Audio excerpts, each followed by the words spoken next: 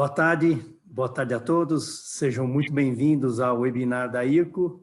O meu nome é Eduardo Luque, eu sou um dos sócios da IRCO. Hoje nós vamos abordar um tema de extrema relevância, emergente, e com dois ilustres convidados, advogados que foram mergulhar e aprofundar os seus conhecimentos e melhorar a sua aplicação dentro do direito tributário em cima de mundos completamente diferentes. Tá? Eu tenho aqui o prazer de receber o nosso convidado Rubens, sócio do escritório Chalac, um advogado que foi fazer uma segunda faculdade, se qualificou como um bar no estado da Flórida, não é? E o meu sócio da área de consultoria tributária da IRCO Hiroshima, Roberto Fragoso, que foi mergulhar na filosofia para poder interpretar melhor as questões jurídicas. Eu gosto de comentar isso com todos, porque toda vez que a conversa se dá com eles, ela se dá dentro de uma ótica e de uma abrangência muito interessante. E hoje nós vamos abordar a questão da tributação sobre as transações digitais. Né? Eu rapidamente dei uma olhada hoje em algumas notícias e já existe um movimento grande de propostas legislativas em nosso Congresso, o Brasil procurando referências de como os países na Europa têm procurado endereçar esse assunto, né? E cada vez mais a gente se confronta com discussões que ainda são muito antigas sobre soluções que não se deram até hoje, e eu fico imaginando o desafio que vai ser a gente poder acompanhar esse momento. A pandemia veio, os negócios estão indo para o mundo digital, isso não tem mais volta, vieram com uma velocidade incrível. Quais os desafios que nós vamos ter para poder encarar tudo isso? Então, eu gostaria aqui de receber o meu sócio Roberto Fragoso e o Rubens Chalac. Boa tarde, como vão? Tudo bem? Boa tarde, tudo bem? É um prazer estar aqui. Oi, Eduardo, boa tarde a todo mundo. Também grande prazer, muito obrigado pelo convite. Ok. E a ideia é que temos uma apresentação de 1 hora. O Rubens, na primeira metade, vai fazer uma apresentação sobre o tema. Eu pediria que vocês, desde o início, já deixassem as suas curiosidades, dúvidas, comentários.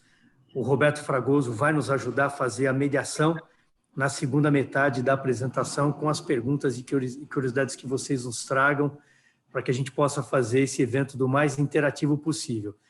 Dito isso, Rubens, eu deixo você à vontade aí para poder iniciar a sua apresentação, e na segunda metade com o Roberto, e no fechamento eu volto para poder contribuir com vocês também.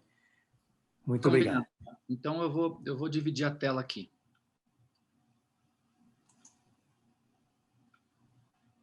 Todos conseguem enxergar? Sim. Perfeito. Bom, então vamos lá.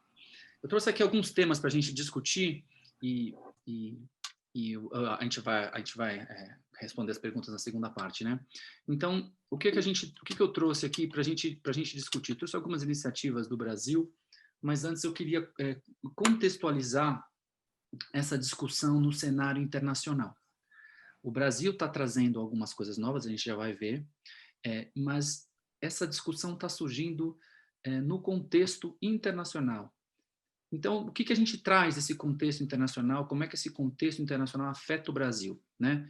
Primeira coisa que a gente percebe, né? E não estou falando nenhuma novidade aqui, a globalização e a digitalização da economia, né? Eu achei interessante porque essas três características que eu tô colocando nesse slide, eu acho que elas realmente são as características da economia digital, né? Mas vejam como isso já tá absorvido pelo legislador brasileiro. Essas três características que eu estou trazendo aqui: capacidade de atingir mercados consumidores de bens e serviços sem presença física, isso é essencial. Existência de ativos intangíveis, nós vamos falar bastante sobre isso. E aproveitamento de dados pessoais e profissionais dos usuários. Essas três características elas servem de base para um dos projetos de lei que a gente vai examinar aqui. Ou seja, já é algo que está sendo debatido no nosso Congresso. Congresso Nacional, por exemplo. Né? Então, veja. Então, a economia mudou. né? E quando a gente fala de tributação, de transações digitais, tem até um livro muito bom da editora B18, Tributação da Economia Digital, né? O que a gente percebe, né? Essas 3 características que eu estou dizendo e mais. Não existe um certo aspecto de transações digitais que estão à parte da economia. Não, a economia está se digitalizando como um todo. Então, é mais fácil a gente identificar quem não vai ficar digital do que quem vai. Então, e isso foi essa é uma das conclusões, inclusive, que a OCDE trouxe, né? Eu vou falar disso porque o projeto da OCDE interessa muito para a nossa discussão aqui. A OCDE, alguns anos atrás, se eu não me engano, 2012, 2013, iniciou uma discussão um projeto chamado BEPS, que era Base Erosion and Profit Shifting, que é erosão da base tributável e mudança do lucro para outro lugar. Os países da OCDE e do G20, que é as 20 principais economias do Brasil, do mundo, buscaram mapear quais eram os principais entraves tributários para a arrecadação correta, para a distribuição correta do produto tributável, né? E encontrou várias frentes, são no todo 15, né? Que viraram 15 ações, né? Eu não vou falar delas hoje, eu vou falar só de uma das ações, que é precisamente a ação 1. Essa ação 1, ela buscava mapear e endereçar soluções para a digitalização da economia. E uma das conclusões do relatório do BEPS, da ação 1, foi justamente que não dava para você cercar a economia digital num canto, isolado do resto da economia. Não dá para você dizer assim, olha, essas empresas aqui são digitais, essas transações aqui são digitais, mas o resto não é. Não existe uma fronteira para isso. Tudo é digital, seja um pouco, seja muito. Quem não é nada digital vai ser em algum momento, né? Então, essa é uma das conclusões, e com base nessa conclusão, iniciou-se agora um negócio chamado a Unified Approach, que é difícil traduzir isso, se vocês quiserem me ajudar. Unified Approach é uma abordagem comum, abordagem unificada, que seria o quê? Todos os países da OCDE e G20 concordarem com uma mudança de paradigma na alocação do lucro tributável global, né? A alocação do lucro tributável global. E isso vem no contexto de transfer pricing, de preço de transferência, né? Como vocês sabem, o Brasil não é um país membro da OCDE e não segue as regras de preço de transferência da OCDE. Mas os países da OCDE, obviamente, seguem as diretrizes da OCDE para preço de transferência. E um dos princípios básicos do preço de transferência global e tradicional é um princípio chamado arm's length, que é o princípio, em tradução literal, é o princípio da distância dos braços. O que significa isso? Tratar partes relacionadas, ou seja, empresas do mesmo grupo econômico, como empresas independentes. E trabalhar, então, comparar as transações entre empresas de um grupo econômico com transações realizadas por empresas independentes do mercado, né?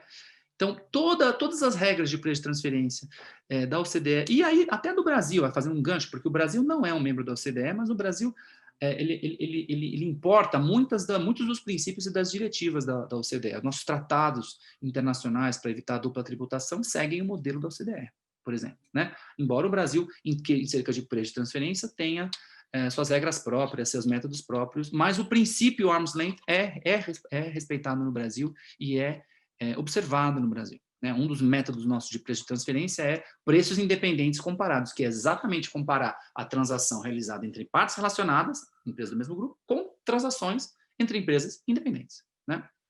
Muito bem. Então, o que a OCDE fez nesse Unified Approach? Ela está mudando um pouco a forma de alocação dos lucros de um grupo multinacional. E aqui vale a pena pensar um outro aspecto.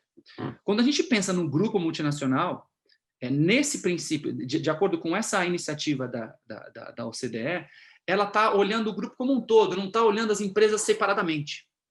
ela está olhando o grupo multinacional como um todo, e aí não está desprezando, mas está dando menor importância para o fato daquele grupo multinacional ter ou não uma empresa no país, ter ou não presença física no país.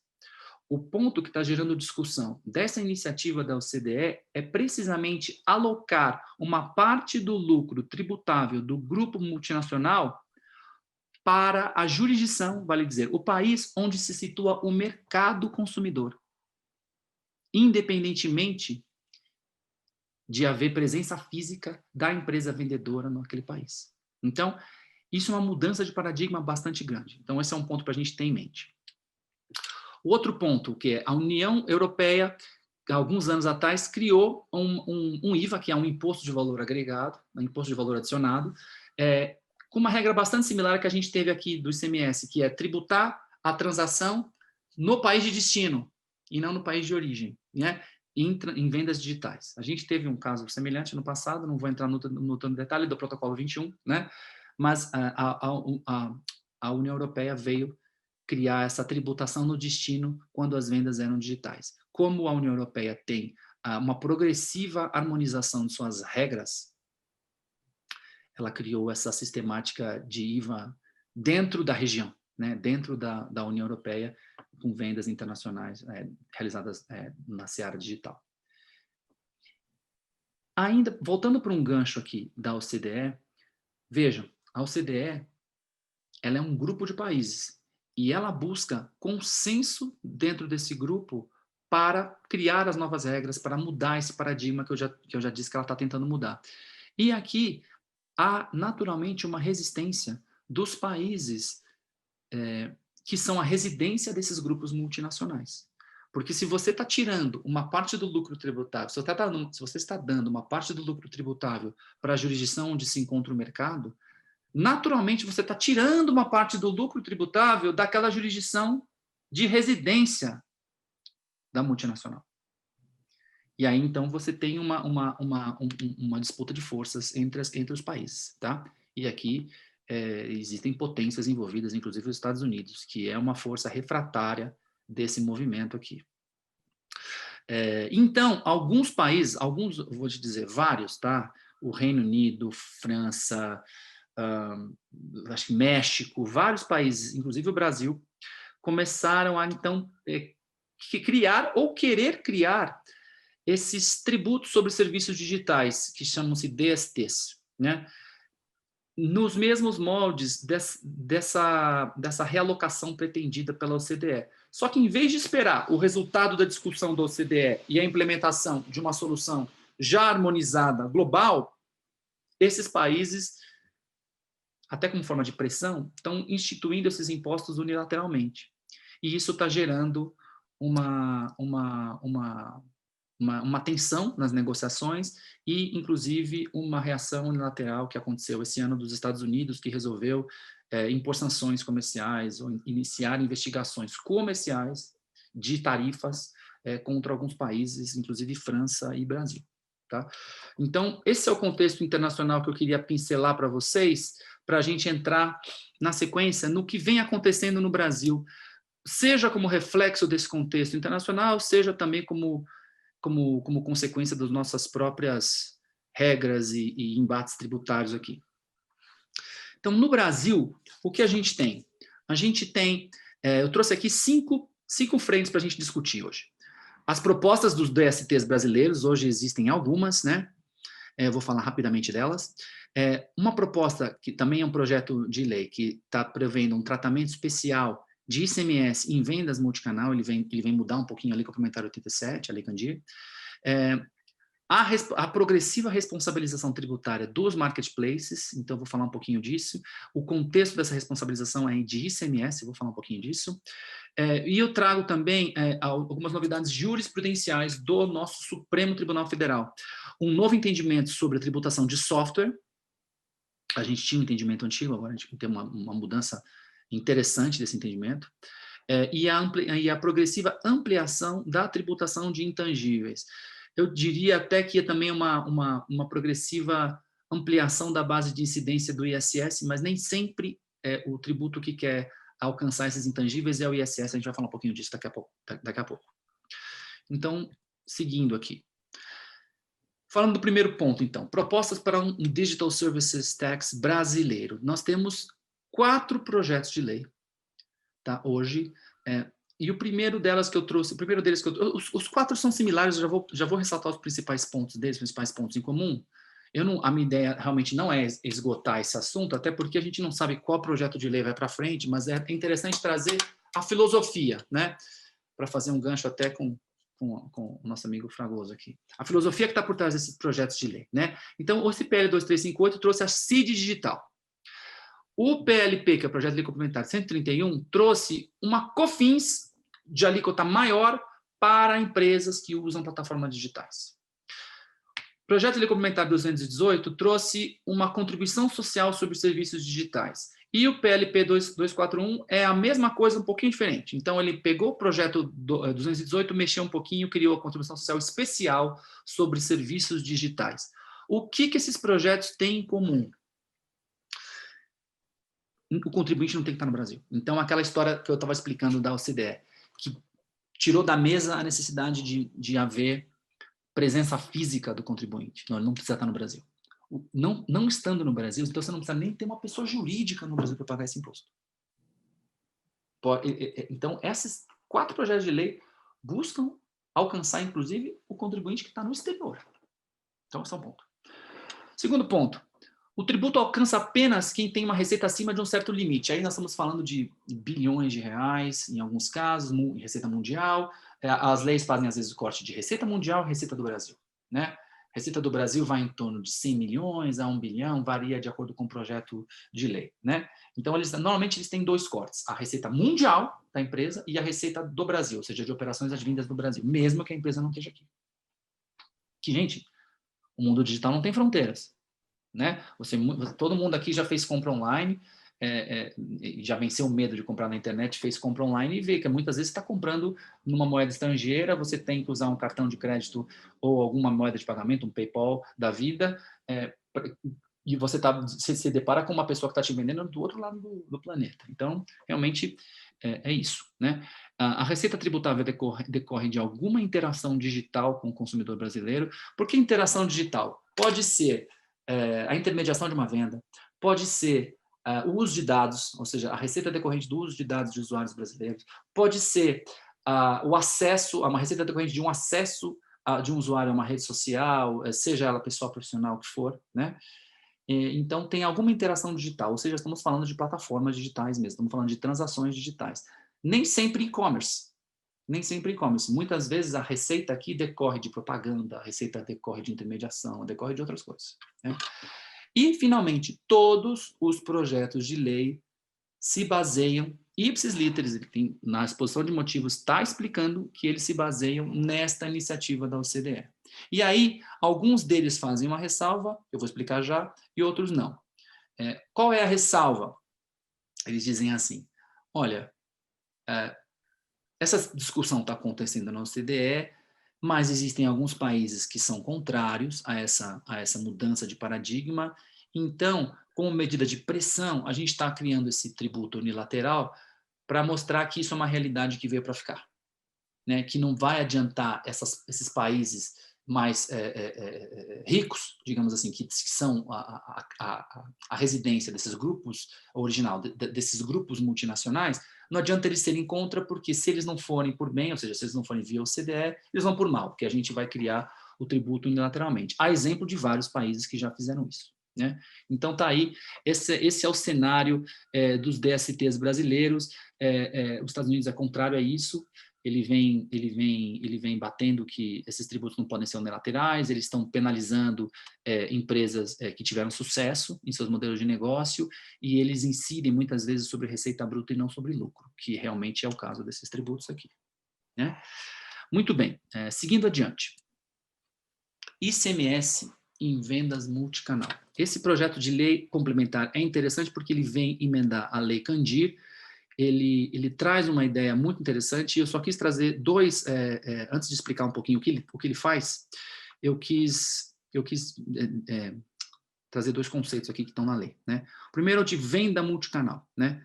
ele diz aqui, a compra e venda não presencial de mercadoria com possibilidade de retirada, troca, devolução pelo consumidor final em outro estabelecimento, ou do mesmo vendedor ou de terceiros credenciados. E o que é um terceiro credenciado? O que é um estabelecimento credenciado? Veja, não é estabelecimento do mesmo contribuinte. É qualquer pessoa jurídica contribuinte do ICMS pertencente ou não ao mesmo grupo econômico do vendedor. Ou seja, eu posso ser uma empresa de um dono, eu vendi um produto para um usuário, para um consumidor final, e ele quer devolver ele numa loja de outra pessoa. Pode, desde que haja um credenciamento daquela rede, de forma que a gente ainda não sabe como vai ser. O que eu achei interessante aqui, nesse projeto de lei complementar, é que a gente sabe as dores da empresa que amplia o seu número de canais. A gente sabe muito bem que, às vezes, a empresa tem a loja física, ela tem o e-commerce, ela tem os franqueados, ela tem, às vezes, os revendedores diretos, revendedores porta a porta, e ela quer dar para o seu consumidor uma experiência multicanal, uma experiência omnichannel, né? E aí, muitas vezes, ela se vê com a seguinte situação. Por exemplo, ela vende pelo e-commerce, ela, a empresa mesmo, vendeu para o consumidor final. O consumidor final comprou o produto, não gostou, quer trocar. Ele vai numa loja franqueada. Ele vai na franqueada e o franqueado fala, bom, beleza, vai trocar, troca aqui. Ele pega, devolve o produto que ele comprou de outra pessoa, que ele da empresa, não do franqueado. Ele devolve para o franqueado. O franqueado entrega um produto, substituto para ele, o consumidor sai feliz, a experiência dele foi ótima. Mas como é que ficaram os créditos do ICMS desses contribuintes? Tanto da empresa original como do franqueado, né? Então, esse projeto de lei, ele vem tentar organizar essa bagunça. Eu trouxe aqui a ideia geral, a ideia principal desse projeto de lei, que é o seguinte, olha só. Ele basicamente diz o seguinte, quem tem direito ao crédito da devolução ou da troca ou do que seja, é o estabelecimento, é a empresa que vendeu. Originalmente, o que eles chamam de vendedor principal no projeto de lei. Então, naquele meu exemplo, né? A empresa vendeu por e-commerce, a empresa seria o vendedor principal. Ela vendeu por e-commerce, tributou ICMS na venda, tá? Entregou para o consumidor final. O consumidor final não gostou, quer trocar. Devolve para o franqueado, que seria aqui um estabelecimento credenciado, que não se credita de ICMS, e depois repassa o crédito. Ou então o crédito ultimamente é feito pelo próprio vendedor principal. E há aqui uma movimentação de estoque sem tributação pelo ICMS entre essas participantes. Então eu achei interessante isso. Vocês vejam, esse exemplo aqui, esse desenho mostra vários exemplos possíveis, mas a ideia é sempre a mesma. O efeito de ICMS, seja débito, seja crédito, ocorre só no vendedor principal. Todo mundo que estiver no meio para operacionalizar aquela venda multicanal, não é afetado para fins de ICMS. Então, eu achei um projeto de lei complementar bem interessante, e sendo lei complementar, ele é genérico. Então, a gente tem ainda que esperar ver o que aconteceria nos regulamentos estaduais, nas legislações estaduais, para ver como é que isso ia se operar na prática. Terceiro item, responsabilização tributária do marketplace. Mais e mais estados vêm atribuindo aos operadores de marketplace a obrigação de reportar as vendas de mercadorias ocorridas dentro do seu ambiente e a responsabilidade solidária pelo ICMS devido pelo seller. Gente, o que é um marketplace? Um marketplace é um shopping. Então, o que é um shopping? Um shopping center de cimento e de físico, né? Ele é um imóvel cujas lojas são alugadas para lojistas, e quem faz as vendas dos produtos são os lojistas. Os lojistas pagam aluguel, pagam luvas, pagam eventualmente royalties para o shopping. Mas o shopping mesmo não vende produto. Quem vende produto são as lojas. Quando a gente transpõe esse raciocínio do shopping para o marketplace, o marketplace é o shopping e o seller é a loja. Quem vende produto é o seller, não o marketplace. Tanto é que o marketplace é um contribuinte do ISS. Ele está apenas intermediando vendas. Como o marketplace não cobra aluguel, ele cobra normalmente uma comissão, um royalty, ele é um intermediário na venda. Então, ele cobra um percentual do valor da venda, mas ele cobra do seller. Então, o seller faz uma venda para o consumidor final e o marketplace recebe uma remuneração do seller por serviços. A legislação tributária estadual, mais e mais estados vêm fazendo isso, atribuindo responsabilidade solidária do marketplace, caso o seller não pague tributo. Ele muitas vezes exige que o marketplace reporte todas as vendas feitas pelos sellers no seu ambiente, o que força os marketplaces a terem um sistema que controle tudo o que está acontecendo, muito embora eles não sejam contribuintes do ICMS. Então, isso vem recebendo, esse tipo de responsabilização vem recebendo uma crítica dura por parte da doutrina. Encontrei alguns artigos muito bons sobre o tema, e eu entendo que esse tipo de responsabilização, ele é contestável, porém, é uma realidade. Então, se você, a gente sabe também de muitas empresas que estão buscando diversificar a sua atuação, às vezes até reforçar a sua presença digital, e tá não só fazendo e-commerce, mas também querendo entrar no mundo do marketplace, congregando outros sellers e outros parceiros, ela tem que tomar cuidado com isso, porque isso é uma tendência. E não é só tendência na esfera estadual. Eu trouxe aqui aquele PL do nosso ministro da Economia, Guedes, que diz, ele cria a CBS, aquela contribuição sobre bens e serviços. Independentemente se ela vai virar lei ou não, se isso vai vingar ou não, ela já traz, seja, um projeto de lei federal, já traz também a solidariedade do operador de marketplace pela CBS devida pelo seller. Ou seja, isso está no pensamento do legislador, isso é uma tendência. Tá? Seguindo aqui, já estou caminhando para a conclusão da minha fala, tá? Então, peço um pouquinho só de paciência que a gente está terminando. São 5h32, a gente vai terminar em tempo aqui. O último ponto que eu queria trazer é a progressiva tributação de intangíveis. Eu trouxe para a gente bater um papo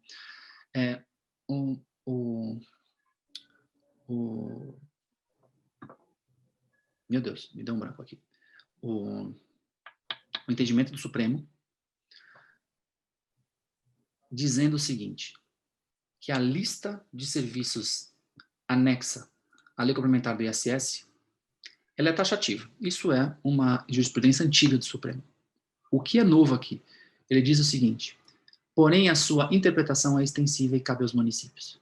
Ou seja, ele deu aos municípios, o Supremo deu aos municípios o caminho para ampliar a base de incidência do ISS para além daquilo que está escrito na lei, desde que tenha alguma relação com algum item da lista.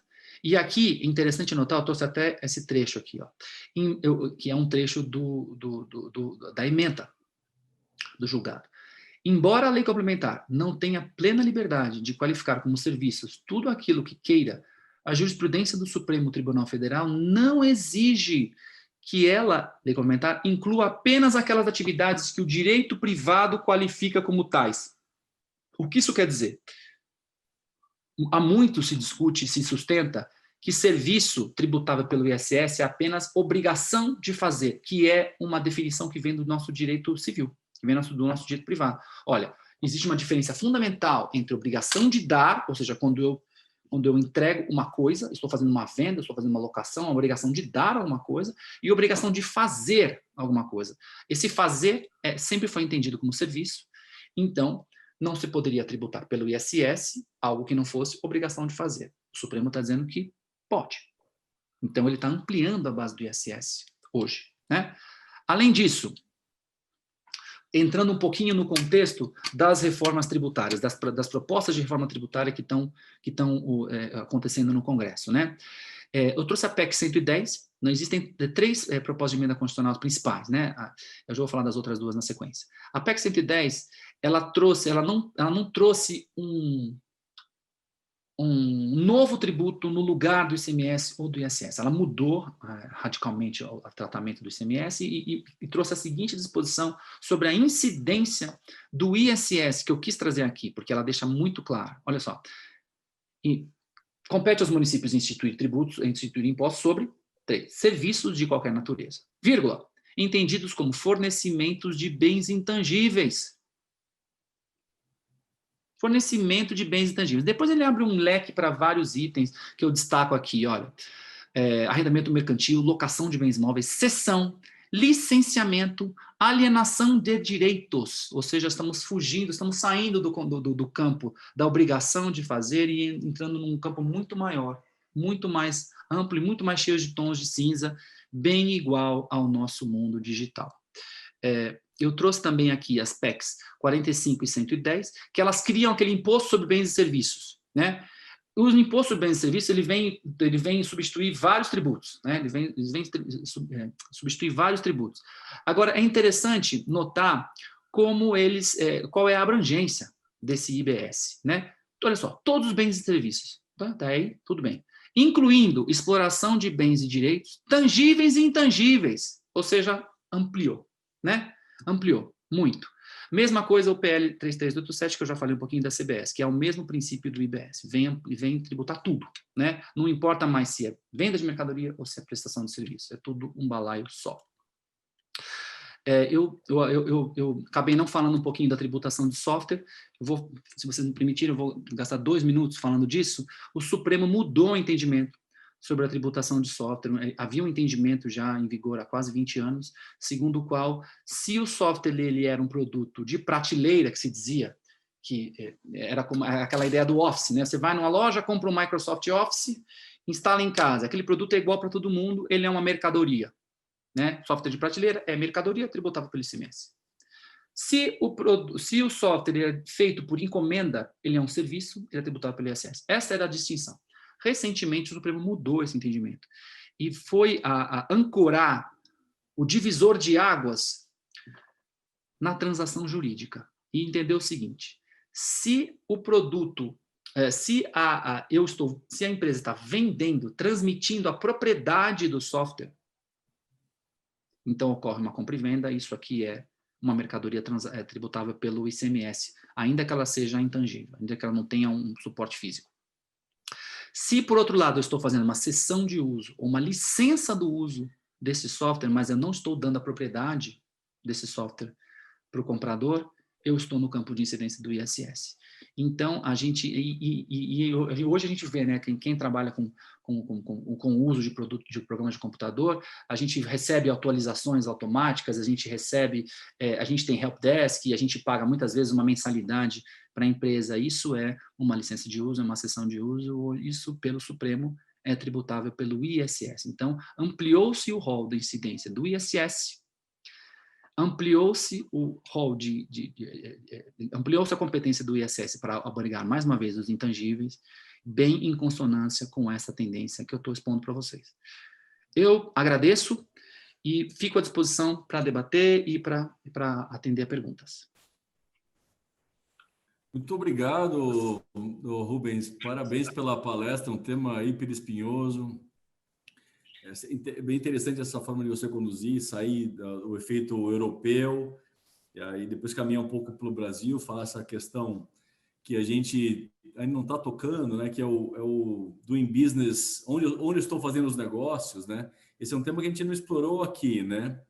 E me pareceu interessante, porque a gente está tão posicionado nos tributos sobre venda que está esquecendo os tributos sobre renda, né? Que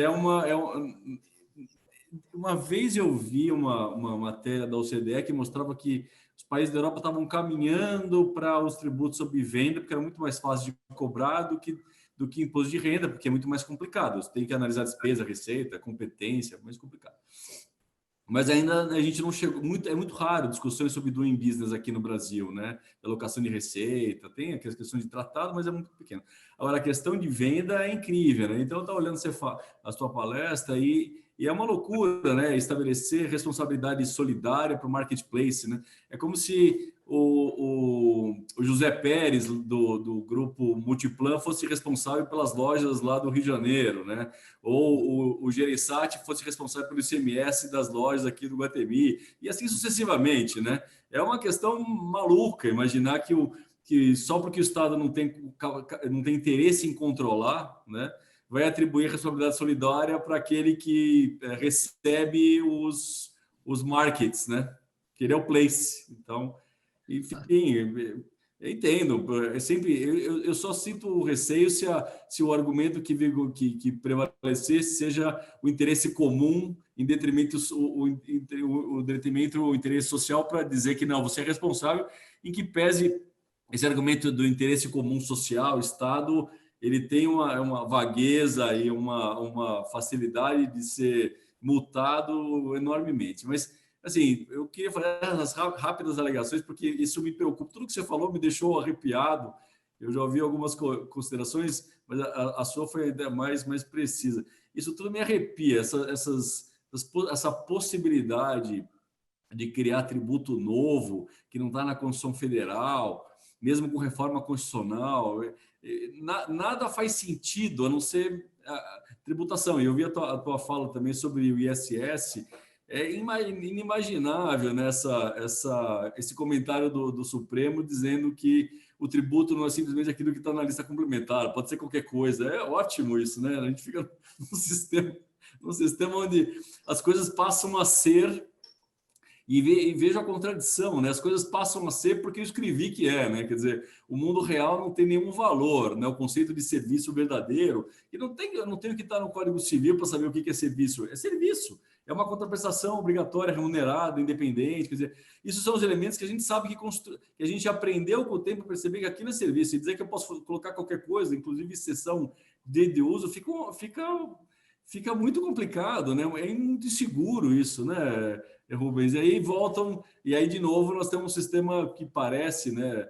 E aí eu já li, vi você falando também, parece que a advocacia tributária vai voltar à tona, debatendo tudo de novo, essa invasão, esse abuso do Estado, querendo buscar tributação onde não existe, né? É uma pena, né? Quando construíram a Constituição Federal, determinaram claramente, né? O limite de colocar um tributo novo são os residuais e federal. Eu não posso criar coisa nova, né? Exato. Mas, enfim, eu queria já fazer algumas perguntas para você. Achei muito legal. Tenho algumas questões anotadas. Eu queria abrir então esse debate depois dessa tentativa de me alinhar com a tua fala.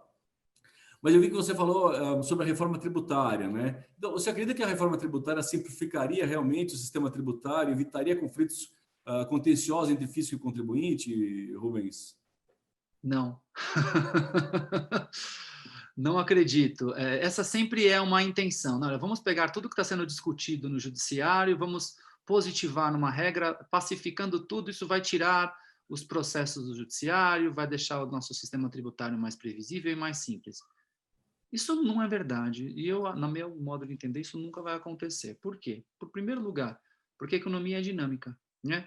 Fazendo um gancho na tua fala, Roberto, a Constituição de 88 veio e falou assim, agora eu resolvi o problema, eu vou tributar. Os estados vão tributar venda de mercadoria, os municípios vão tributar prestação de serviço, e a União Federal vai tributar renda, vai tributar industrialização de mercadorias. Resolvi o nosso problema. Bom, muito bem. Só que a economia mudou, né? Ela criou, veio a esse mundo digital, jogando tons de cinza entre o que é venda de mercadoria, até que ponto a mercadoria ela continua como tal, até que ponto ela vira serviço, né? E aí você vê a iniciativa dos legisladores aí da reforma tributária querendo seguir o exemplo internacional que é, olha, vamos parar de querer separar o que é mercadoria do que é serviço, vamos criar um imposto sobre o valor adicionado, um imposto sobre bens e serviços, né? Um imposto sobre o que for, e a gente tributa essa venda do que quer que ela seja, né? Muito bem, tá bom. Será que a gente vai acabar com os conflitos de competência? Porque antes a gente tinha, olha, o município vai até aqui, o estado vai até ali, né? A gente tinha uma lei complementar nos estados dizendo, olha, cada estado tem tal competência para cobrar o ICMS até tal ponto. Vai vir o IBS ou a CBS ou o que quer que seja, esse novo tributo com essa nova roupagem. Quem vai poder cobrar o quê? Uma das PECs diz que esse tributo vai ser federal e aí vai ser redistribuído por algum comitê, fundo, sei lá o quê, né? Outro diz que esse tributo vai ser estadual, né? E se você não tiver uma lei separando muito bem quem pode cobrar o quê, a gente vai ter as mesmas discussões. Só para fazer um paralelo, nos Estados Unidos você tem os sales taxes e tem os use taxes, ou seja, se a empresa não paga o imposto na hora que ela vende, quem compra e, portanto, usa o produto tem que pagar. E tem uma discussão, várias discussões enormes sobre qual estado pode tributar qual pedaço da venda. Por exemplo, se você tem um sales tax que vale para tudo, ele vale tanto para venda de celular quanto para passagem de trem. E quem pode cobrar o quê? Quanto? Qual estado pode cobrar o quê? E isso não tem lei complementar lá dizendo, não tem Constituição dizendo quem pode cobrar o quê. Lá é no caso a caso, dirimido no judiciário. E você vê métodos de alocação, inclusive de receita para a cobrança do sales tax, feito a lá transfer pricing. A lá transfer pricing, como se fosse uma transação internacional. Então, assim, os conflitos só vão mudar, só vão ser diferentes, mas sempre vai existir e a gente sempre vai buscar guarida no judiciário, né? Espera-se que não, a gente como advogados, como prestadores de serviço, a gente busca dar a maior quantidade, né, mas a maior segurança jurídica possível, né? A gente busca sempre estabelecer desenhos de operações que sejam seguras, mas se alguma norma for abusiva, se alguma norma não for minimamente previsível, é necessário sempre buscar o terceiro poder, aí, o judiciário, para dizer o que vai ser. Eu estava olhando o teu slide 11, né, que você fala sobre a abertura da PEC 110. É muito interessante entender que locação de bens móveis volta a ser serviço. Ou seja, eu acho isso o máximo. É um problema lógico. Eu tomo uma liberdade aqui de comentar, até para dividir as suas ansiedades e as minhas, que são as mesmas, né? A gente representa os nossos clientes, mas tem uma certa hora que fala assim, por isso não é nem justo, né? Demorou 30 anos para julgar aquele caso da alocação de guindaste lá de Santos, que foi o leading case e tal, e ficou resolvido que não tem, porque não tem como ter, né? Cessão de direito de uso é uma coisa, e outra coisa é quando você aloca, quando você contrata o guindaste com o motorista, aí é a assunção do risco da atividade, né? E agora eu estava lendo o slide que você passou sobre a PEC 110, está lá, a seção de locação de bens móveis.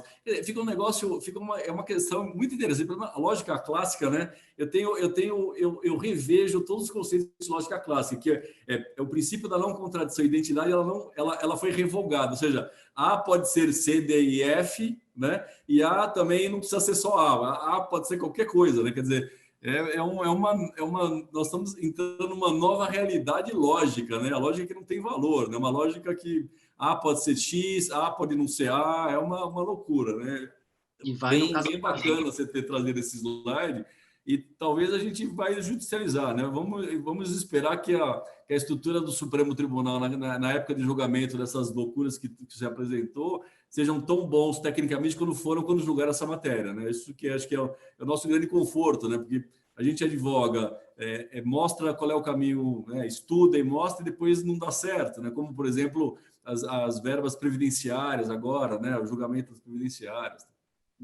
Mas indo às perguntas, tem uma pergunta também muito interessante aqui sobre a questão de software. Eu queria passar para você. A pergunta é a seguinte: como fica a tributação dos softwares, tanto adquiridos no Brasil, entregues via nuvem, quanto importados aqui, baixados via download e via nuvem? Como é que você vê nesse caminho todo atual e também nesses processos de alteração possível? Como é que você está vendo essa tributação, né, de meios eletrônicos, né? Talvez de uma forma mais ampla. Bens digitais, né? Agora falando a tributação dos bens digitais. Exato. Então, a questão do software na nuvem, acho que ela vai seguir esse entendimento do Supremo, né? A transferência da propriedade desse software, quando eu baixo ele da nuvem. Então, assim, o que ficou claro com desse julgamento do Supremo não importa se o software é físico ou se ele é virtual, ou seja, se ele é baixado ou se ele é comprado numa loja com CD. Isso importa menos. O que importa é, eu comprei, esse software é meu, a propriedade dele é minha, ou eu posso apenas usá-lo, eu estou comprando uma licença de uso. Eu não posso pegar esse software e vender ele para terceiro, por exemplo. Né? Então, se é uma transferência de propriedade, é uma mercadoria tributável pelo ICMS. Se é um serviço, ao contrário, se ele não é uma transferência de propriedade, então ele é um serviço tributável pelo ISS. Então esse é o grande divisor de águas agora. Transmito a propriedade ou não. E aí eu faço um gancho no termo circulação de mercadorias. Né? O ICMS é o imposto sobre circulação de mercadorias e prestação de serviços, e vai um monte de adjuntos depois. Né? O que é circulação de mercadoria? É saída física? Não. é circulação jurídica, né? Já dizia Eduardo Botelho, né? Então, circulação jurídica, o que é transferência de propriedade? Por isso que não pode ter ICMS na locação. E é por isso que eles insistem em tributar a locação pelo ISS, porque ela já não tem ICMS. Ah, mas o Supremo disse que é inconstitucional a incidência do ISS sobre locação de bens móveis. Muito bem, mudemos a Constituição, que é o que você estava falando, né? Vamos pegar todas as discussões perdidas pelos municípios e colocar no artigo da Constituição. É uma técnica muito boa, né? Essa já resolve logo na Constituição Federal, né? É verdade. Então, vamos aproveitar aqui a tua experiência. Essa é uma questão única, né? Não conheço nenhum advogado que tenha essa dupla capacitação, e você é um cara especial, tem essa tanto direito de advogar aqui no Brasil, tanto nos Estados Unidos. Eu queria aproveitar essa tua experiência e fazer uma pergunta. Em relação ao panorama internacional, né, essa iniciativa da OCDE é positiva ou negativa para o Brasil? Né? Eu vejo você como advogada também americana, então você tem os dois chapéus, né? O que você acha da postura dos Estados Unidos nas negociações dessa iniciativa com a OCDE, o G20 e mais ainda, né? Essas pressões, estão vendo? Os Estados Unidos resolveu tributar as bolsas francesas em retaliação à tributação dos lucros do Facebook, também, não sei se é a Amazon, outro big marketplace. Ou seja, está havendo uma briga muito forte, né, internacional sobre isso, né? Exato. Bom, essa mudança de paradigma da OCDE, ela é positiva para o Brasil, porque ela busca trazer um pouco da renda tributável, trazer um pouco do poder de tributar essa renda do grupo multinacional para os países onde tem um mercado. Então, o Brasil, ele tem um enorme mercado, né? Isso, aliás, é uma reivindicação antiga da própria China. A China sempre criticou a alocação clássica feita pela OCDE, pelo princípio Arm's Length, justamente porque essa alocação clássica ela busca prestigiar o país de residência do vendedor, ela busca prestigiar onde está registrada a propriedade intelectual que é usada, né? E ela não dá nenhuma força, nunca deu, para o país que tem um mercado consumidor, que é o país que está pagando a conta, né? Da onde sai o dinheiro que vai gerar o lucro que vai ser tributado? Sai do bolso dos consumidores, né? E o país que tem esses consumidores, ele hoje não é prestigiado pela alocação internacional da renda tributável. Então, esse movimento da OCDE, ele favorece o Brasil, sim.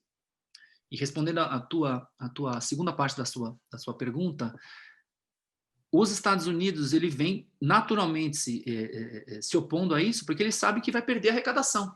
Porque o Facebook, a Amazon, essas principais plataformas internacionais são americanas, o Google são americanos, né? Esses grupos, eles escolhem a dedo onde é que eles vão estabelecer unidades fora dos Estados Unidos. E muitas vezes eles escolhem países de baixa tributação, né? Fazem a estrutura de uma forma que seja tributariamente ótima para eles, né? E é por isso que os Estados Unidos vêm sempre querendo trazer a tributação para ele. Então, ele criou aquelas regras CFCs, que ele tributa as controladas no exterior, mesmo que o lucro não seja distribuído, eles já tributam. Ele criou agora o GILTI, que é um tributo totalmente diferente do que sempre existiu, que não respeita o fato de você ter uma empresa, uma pessoa jurídica no exterior separada da sua matriz. Não, ele considera o grupo como um todo também, né?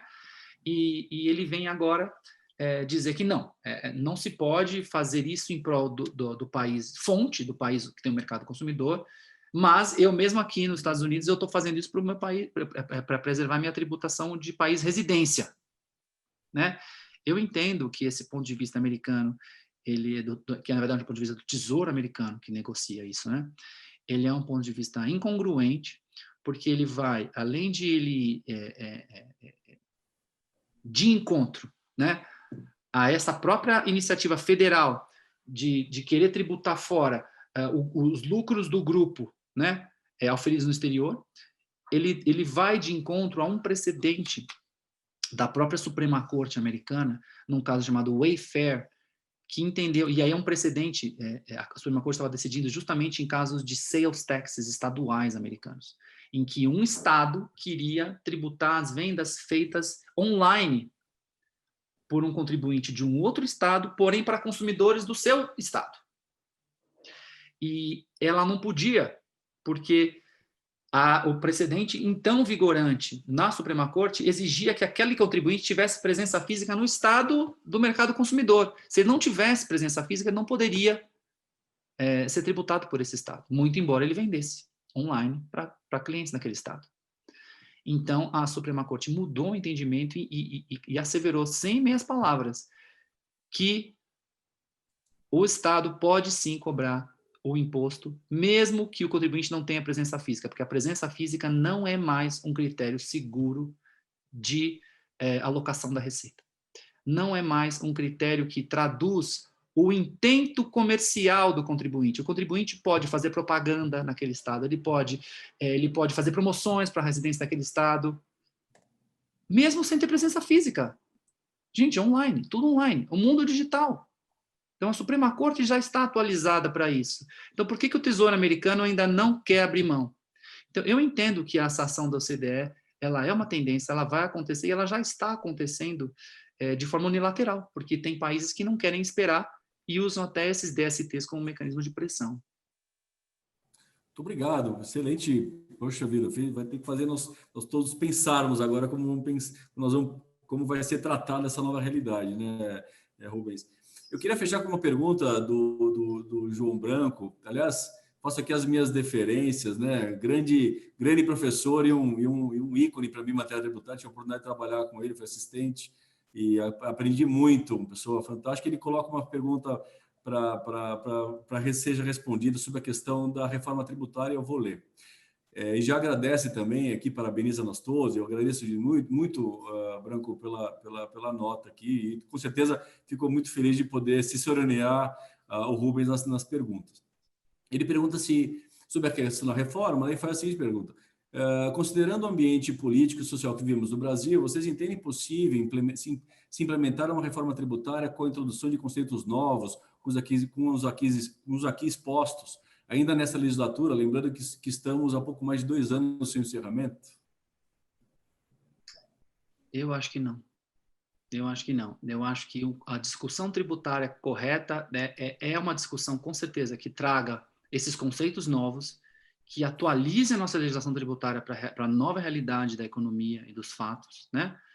Mas aí vai uma bola de cristal, uma opinião política minha que não necessariamente deve ser seguida. Eu entendo que a discussão da reforma tributária está perdendo força por questões outras, não pela sua não importância, mas porque a pergunta fala, será que a gente consegue nessa legislatura? Eu tenho minhas dúvidas. Eu acho que a discussão da reforma tributária estava mais forte, e ela vem perdendo força, talvez por causa da pandemia, se bem que a pandemia trouxe outras prioridades tributárias e que vem alcançando aí, talvez, as pessoas de maior renda, os contribuintes de maior patrimônio.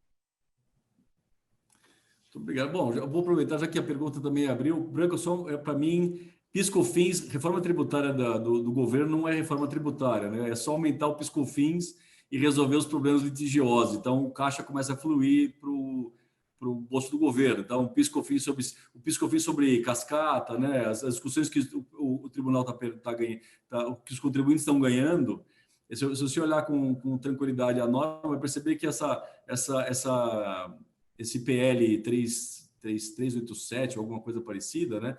Ela basicamente resolve os problemas litigiosos, né? E aumenta a taxa do PIS/COFINS para 12, né? Vai detonar o mundo do presumido e é isso. Basicamente, eu sei que resumir desse jeito é feio, mas a grande maioria dos artigos da norma criam um 12% e resolve os problemas judiciais e cria um PIS/COFINS consolidado. Chamar isso de reforma tributária, eu acho um engodo. Acho que é um termo de marketing muito bonito, né, Rubens? Mas ele não é reforma tributária. As outras são mais fortes. E aí é o que você falou. Poxa, como é que eu posso reformar o fato da vida, né? Como é que eu posso reformar o ISS, né? O ISS é serviço. Como é que eu posso dizer que serviço é uma outra coisa que qualquer coisa serve, né? É uma insegurança enorme, né? E aí eu passo a bola de novo para você, Rubens, para você poder comentar e a gente fecha o painel. Eu concordo plenamente. requentar tributos que já foram debatidos e redebatidos para se, aspas, pacificar a discussão, colocando tudo na Constituição, não parece ser o caminho. Repito, a gente deve, um debate tributário, ele tem que trazer conceitos novos, tem que trazer tributos novos, né? A PEC 45, a PEC 110, a 128, desculpa, elas buscam esse caminho, né? A questão de espaço político, tenho minhas dúvidas se consegue pelas razões que eu já coloquei, mas sim, o debate tributário ele é necessário e a economia mudou e enquanto ele não acontece, legislação e jurisprudência estão tentando ajeitar um pouco as coisas para adaptar-se aos novos tempos. Muito obrigado, Rubens, por toda a exposição, resposta, clareza, participação. Fico muito grato e honrado de poder se seronear, ajudar aqui na consecução na sequência das perguntas, tal. E eu passo então a palavra para o Eduardo para os devidos fechamentos. Legal. Bem, Rubens, Roberto, ouvindo vocês como contador, uma pimentinha diante do contexto, temos que estar sempre atentos, né? E buscar conhecimentos com vocês para a gente poder aplicar corretamente as normas. E você comentou da questão da transferência jurídica pautada em cima da propriedade agora, dentro desse novo momento, né? Nós temos um novo pronunciamento de reconhecimento de receita, o CPC 47, o IFRS 15, que ele nos faz abrir mão um pouco desse conceito para fins contábeis da transferência de propriedade e a gente tentar olhar um pouco mais sobre a ótica da transferência das obrigações de performance, onde você tem que vincular isso muito mais aos direitos e obrigações, entre os quais um dos itens importantes para você avaliar, mas não único, é a transferência de propriedade. A verdade é que, ao final, com as normas internacionais sendo aplicadas aqui no Brasil, nós, contadores, temos que ser um pouco advogados e vice-versa, Rubens. Então, a gente tem que se reinventar também, se readaptar a todo esse contexto, né? Bem, gostaria de agradecê-lo imensamente, ao Roberto também, respeitando o tempo aqui que nos comprometemos com os nossos participantes. Gostaria de agradecer a participação de todos. Esse evento foi gravado e ficará disponível nas mídias sociais a partir da semana que vem, né? Vamos compartilhar com vocês. E eu gostaria de deixar o convite para que todos participem do nosso webinar de fechamento do ano, no dia 10 de dezembro, às 16 horas. Vai ser um evento em que nós vamos trazer o Pedro Renault, um economista do grupo do time do Itaú BBA, para pincelar um pouco a questão dos desafios dentro do contexto econômico. Então, vai ser um painel de fechamento do ano, mais voltado para os aspectos de incertezas e questões voltadas para o cenário econômico. Então, agradeço a todos e até o nosso próximo evento. Até mais. Muito obrigado, até logo.